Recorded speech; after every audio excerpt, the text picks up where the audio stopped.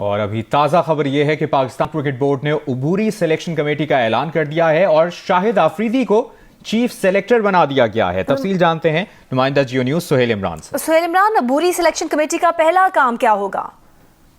जी, अभी जो कुछ देर पहले ऐलान किया गया है पाकिस्तान क्रिकेट बोर्ड की जानब से, और उससे पहले मैनेजमेंट कमेटी के चेयरमैन नजम सेठी ने अपने सोशल मीडिया जो पैगाम था उसमें भी यही बताया कि जो अभी हालिया सीरीज जो चल रही है, जो होम सीरीज है न्यूजीलैंड के खिलाफ, उसके लिए ये अबूरी सिलेक्शन कमेटी जो है वो तरतीब दी गई है और जिसके मुताबिक शाहिद अफरीदी इंटरम चेयर करेंगे इसको, अबूरी तौर पर इसके चेयरमैन होंगे। उनके साथ साथ ऑलराउंडर अब्दुल रज़ाक और इफ्तिखार अंजुम इसके रुकन होंगे और कन्वीनर होंगे हारून रशीद। और उनका पहला यही है कि जो 3 वनडे मैचेस की सीरीज होना है, जो हमारी अंडरस्टैंडिंग है उसमें उसका ऐलान किया जाएगा। और उससे पहले जो 2 टेस्ट मैचेस हैं उसका जो रद्दोबदल अगर उसमें किया जाना या मजीद खिलाड़ी बुलाए जाने हैं, उसका भी यही जो सिलेक्शन कमेटी अबूरी तौर पर बनाई गई है वही फैसला करेगी। आज दूसरा रोज था इजलास का और उसमें जो सबसे बड़ा फैसला यही आया सामने कि जो पहले मोहम्मद वसीम के सरबराही में काम करने वाली सिलेक्शन कमेटी थी उसको 2 रोज पहले फारग किया गया था, बरतरफ किया गया था